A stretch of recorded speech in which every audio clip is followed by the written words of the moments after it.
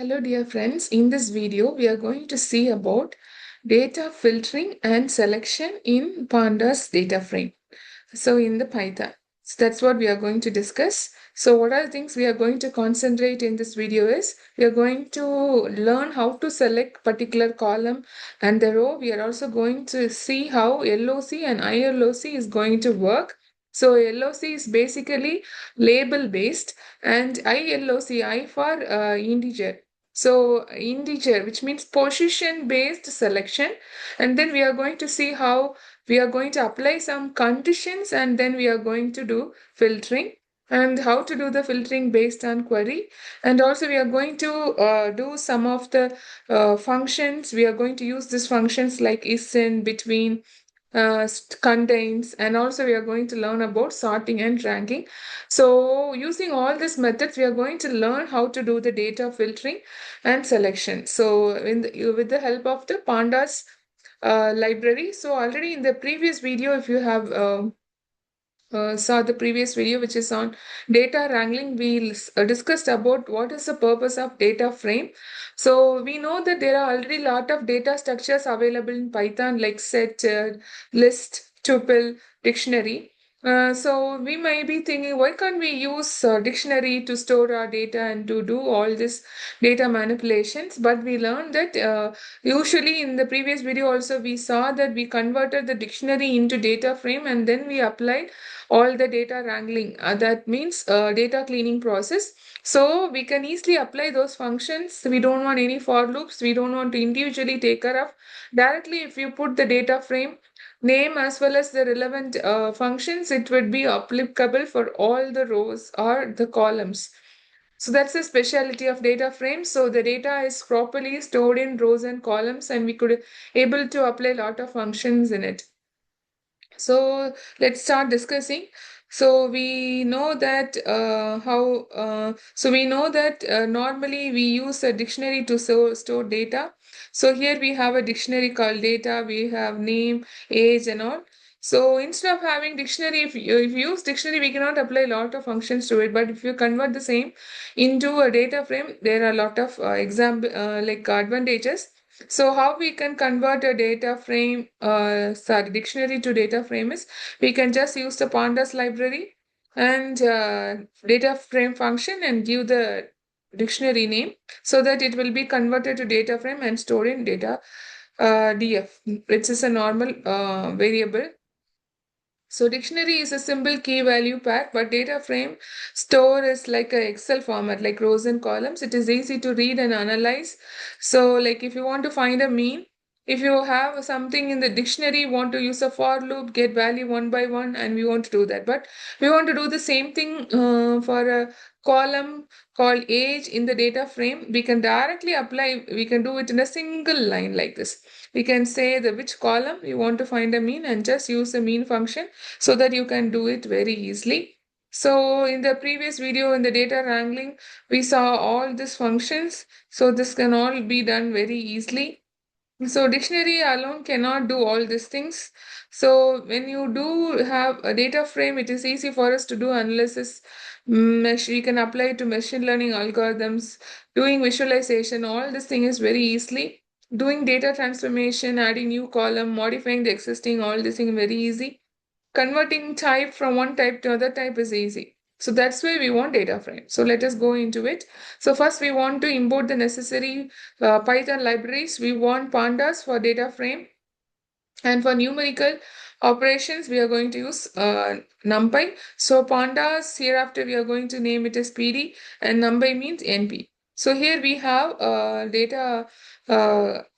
we have a dictionary. So this is the data set we are going to use for our examples. And to this dictionary, we are going to convert to data frame. So we can see pandas library, and using in that pandas library, we have a data frame function, and to which we are going to give this data dictionary as a input so that it will be converting data frame, convert this dictionary to a data frame and store it in a variable called df. And then we are going to print the df. So this is how our dictionary is converted. So if you see totally there are 10 rows and there are totally 7 columns are there. And now let us go into selecting the columns. So if I want only the name column, I can easily select it. So I say name only and I'm printing, and I say data frame and the name of the column. So it is just printing only the name. And then in the next thing, I'm going to have multiple columns. So and even I can it will be written as a data frame when we return some multiple columns. So I'd say from the data frame, you can see I'm going to give the multiple columns inside a list. So that's very important. And then I'm saying the name of the columns which I want. So I said name, department, salary. So we can see here name, department, salary all together. So we know that in the data frame we have 7 columns, but here I'm displaying only the 3 columns. So this is how we can select. The another way is using LOC and iloc. So what is LOC means? It's location. Actually, LOC means location. So we have this LOC and iloc. So let's see the difference between them. So LOC means it is label based. Whenever you want something, you have to specify the label of the particular data frame and you can get it. But iloc means you have to give the position or the index based search. And then row selection. If you want particular row, you have to say the row label or the name. But here you have to say iloc, you have to specify the row number. This was the position. And the column selection in LOC, you have to say the column name. But here you have to say the column number in iloc. So one more thing is end exclusive means, for example, in LOC, if I say 1, 2, 3, like 1:3 means it says 1, 2, 3. So 3 is included in it. But if you use iloc, if I say 1:3 means 1, 2, 3 will be excluded. The last value will be excluded. That's why it is said as no. So LOC will be work along with the labels, and iloc will be working with the integer position. So always the position value starts from 0. We know that. In LOC, it uses the name and the column name, index name and or the column name. Say for example, you have for a data frame. Normally by default, the data frames, if you see here, for normally this is the index. Normally, it automatically add 0, 1, 2, 3 like that. That is the index for every rows. If you want to change it, I can use like this df dot index. Instead of 0, 1, 2, 3, I'm going to give the index as A, B, C, D.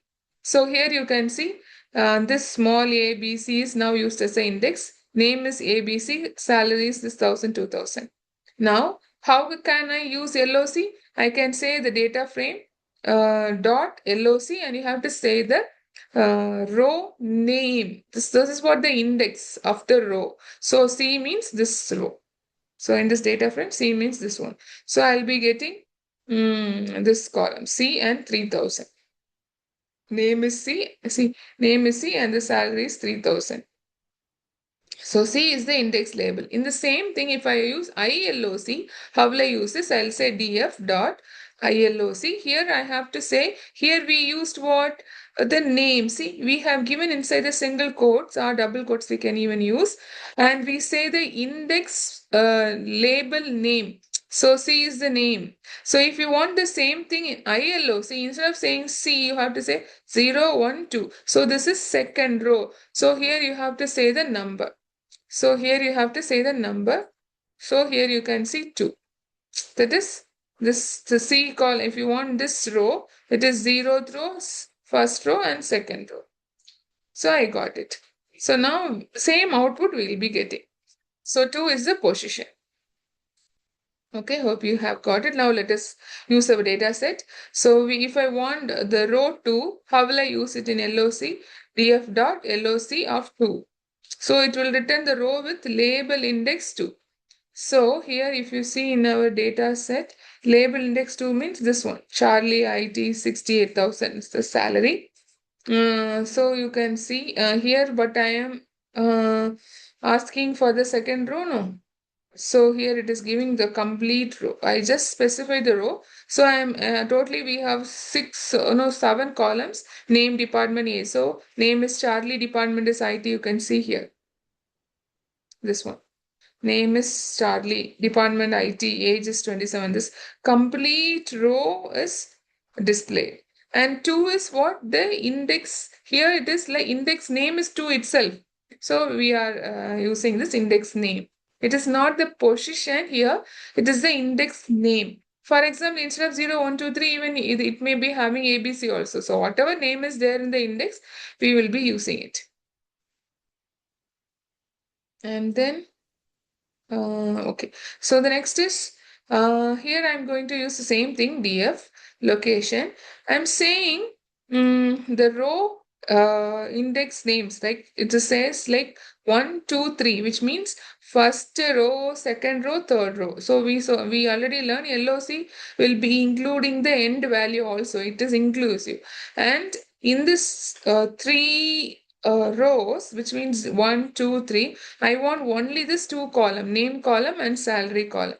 So you can see here. So in 1, 2, 3 index, we have this only, we need only this two columns because we have mentioned. So listen clearly. So here I specified the row and put a comma, and then I'm saying the columns.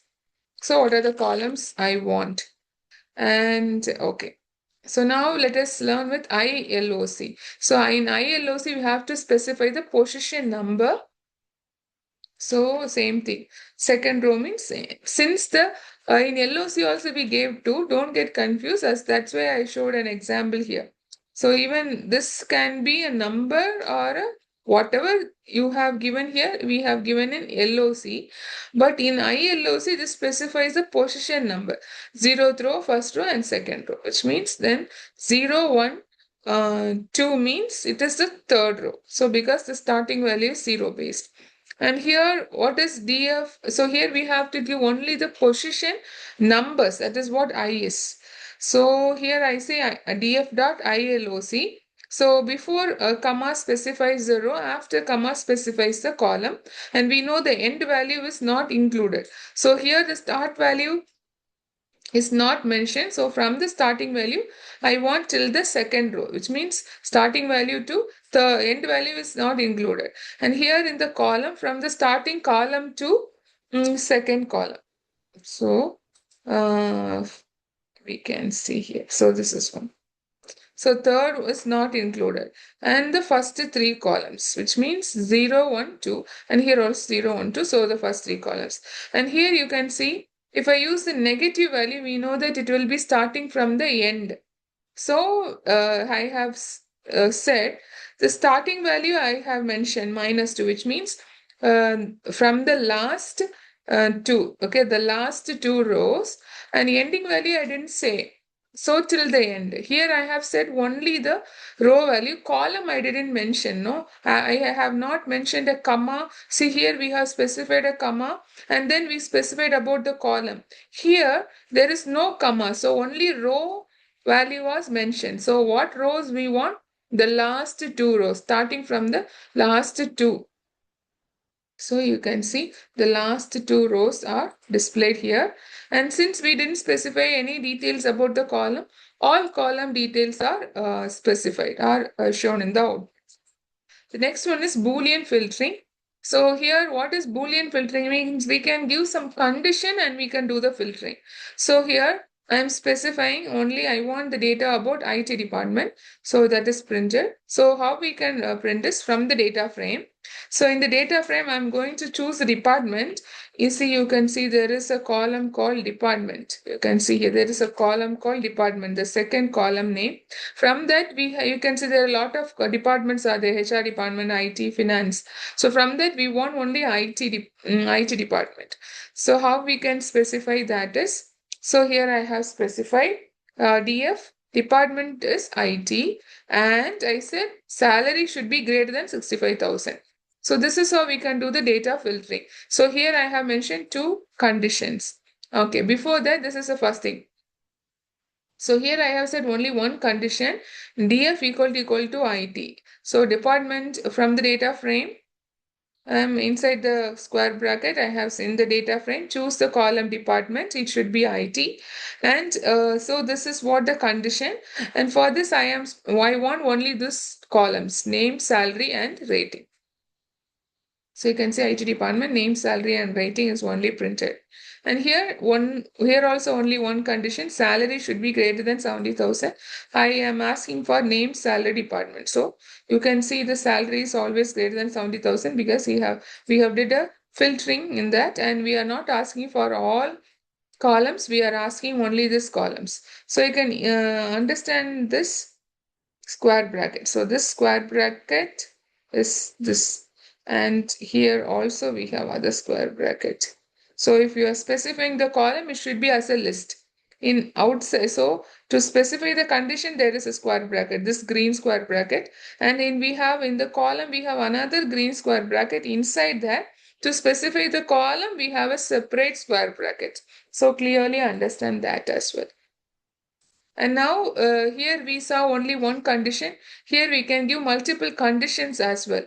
So for specifying multiple condition, we can use all these operators: and operator, or operator, and not operator. So and you can use ampersand, we can use pipe for specifying the or, and this tilde symbol is used to specify the not operator. So here I am mentioning the condition. So I'm using like a mask. Mask means like a filtering. So what are the things I want to get it? So I'm saying the department should be IT. So this is one condition. And another condition, you can see it is inside the parenthesis. So here is also inside the parenthesis. And in between we have an AND operator. I say data frame, and in that I'm choosing the column salary, and I want the salary greater than 65,000. And then this mask, so here you can see here, first we gave the condition, then we gave the column name. So same thing. Here also, the condition is applied in this mask variable. So that is inside the square bracket. In the next square bracket, that is green, inside that I'm specifying the columns. Okay.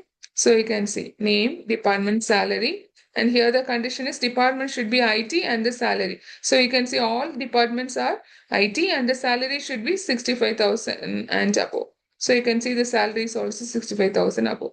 And the next one here you can see multiple conditions are given. So this is the next mask we are making. So department should be HR, and the department or HR, or we are using our department should be finance, and we are specifying the important condition as age should be less than 32. And then we want, so the mask is now given inside the first square bracket. In the second square bracket, inside that we are specifying a small list specifying the name and which departments we want. So here we can see either the department can be HR or it can be finance, and the age should be less than 32. So you can see the age, it is less than 32. Now here non-IT departments we want. So here we are directly giving the condition here itself instead of, because here we have only one condition. Here we are learning how to use this tilde symbol. So inside the first square bracket, you can see here, we are saying tilde. So the not of, so it is not IT department. If you don't use this tilde, it is department equal to IT. If I use the tilde, it is or not. So without which are all not IT departments, and from that I want name and department. So you can see name and department is specified, which are all not IT means we have only three departments are there: HR, finance. So here other than IT, the other two departments are specified here. So this is another filter. Okay, now let's go to useful other filters. So here, as we saw in the beginning, let us learn this function is in. So I'm having a city as a list, Chennai, Pune, and then I'm printing the employees from Chennai and Pune. So I'm asking from the department. So we as usual from the data frame. First square bracket specifies the condition. Second square bracket specifies the columns which we record. So in the first square bracket from the data frame, I'm taking the city, and then I'm saying if this city is in this cities list, here I have specified, then you choose that. And then with this condition, you choose this columns, name, city, and salary. So you can see only the cities with Chennai and Pune are displayed here. So this is how we can use isin function. And the next is how to use between function. So again, same thing from the data frame. First square bracket specify the condition. So I say df age, the age should be between 28 to 35. And then I want this columns. So name, age, depend. Now you can see the age is between 28 to 35. And next one, we are going to use a next function called contains. So hope in the beginning we saw which are the things we are going to learn. So in that we learned, right, isin function between. And if when we saw the string, this condition, so string str dot contains. So same syntax we are going to use here. So let us see that. Okay, so you can see we are just specifying the title for it using this print statement, just a print statement. Here, as usual, the first square bracket or condition. What is the condition? From the data frame, I'm saying choose the column, name column, and then using the string contains, I says the string, the names should contain A, and I say the case is false, which means ignore the case. Either it can be uppercase or a lowercase. So whatever may be the case, you ignore it. That is why the case is false. But the name should contain this A. It can be any string, okay? And then from that, I want a name and department column. So you can see all this name somehow have A inside. See, here also I have A. Since I put case as false, it will not consider the case, which means uppercase. It can be lowercase or uppercase. Here A is in uppercase, here A is in lowercase, here A is in small case, lowercase, lowercase. Here also is lowercase here. So this is how also we can filter, right? It's a very good way. Next one we learned is filtering using SQL kind of syntax. So now just we are printing some statement. Now I'm saying df.query function is already available. Usually in a structured query language, we give some queries. Similarly, we are going to say, saying that like just like a wordings. I'm saying the salary should be greater than 70,000 and the department in IT and finance. Just a query, and I'm storing that in this result. So from the data frame, I'm going to query. So we know what is in the data frame. Already we saw that the dictionary is already converted and it's stored in the variable called df. And then I'm querying using this query function. Since I'm using the query function, I can give like this as a query. So I'm saying salary should be greater than 70,000 and the department should be in IT and finance. And then with this result, I am taking only the 3 columns. You can even specify like this, or you can also specifying the condition first, and using the condition I'm choosing only this column. So I will be getting a data frame here which contains all the columns. So from the data frame I'm choosing only this columns. That's the meaning of this. The last one is how to do the filtering using sorting. So here we have a function called sort values. From the data frame I'm going to sort salary. Ascending is false means then it is descending. So that is what the meaning. Ascending equal to false means it is going to sort in descending order. And dot head means it is going to show the first 5 rows. And which columns and all I want is name, department, salary. So as usual, the first part specifies the condition. The second part specifies the columns which we record. So that's all. So you can see here we are going to sort it based on the salary. So you can you can see that, but we said don't sort in ascending order. We said the ascending is false. So this is in the descending order. We can see B is at the last. And then we said that you display only the 3 columns, name, department, salary. So only this name, department, salary is there. And we said only first 5 rows. So the first 5 rows only is there. Since it is sorting, and then after sorting, it is showing the first 5 rows, which means after sorting by name. And the next sorting is, here we sorted only based on salary. Now we are going to sort multiple based on multiple columns. Same function, but here already we gave salary alone. Here we are going to give list of columns. So we have to put it inside a square bracket.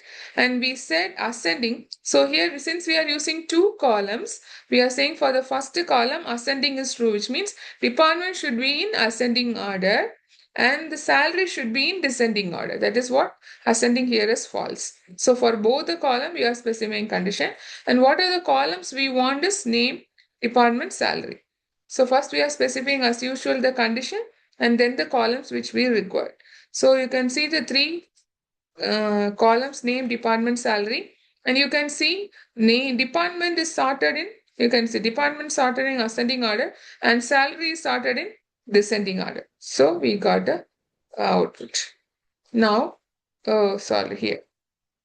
Okay, so department is sorted in ascending order, the salary is in the descending order.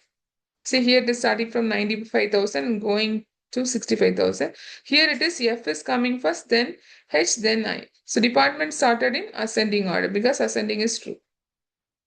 Now the last one, ranking. So we are going to see sorting based on ranking. So here what I'm going to do is we are going to take the salary column. We are going to rank it based on ascending is false means so the descending order will be coming. So for the descending in the order for that it is going to give the rank as 1, 2, 3 and the it should be in the type integer.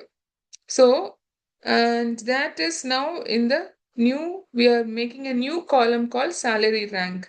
So you can see here salary rank. For the, since we use ascending as false, so it is descending order.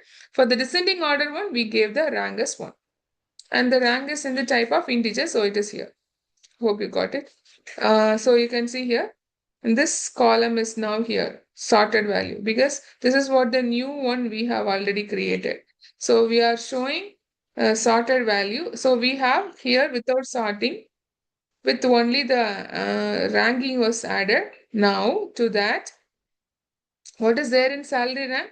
We have the rank based on the salary and it is in the ascending order. So highest salary will be having the rank as 1. Now we are going to sort this salary, okay?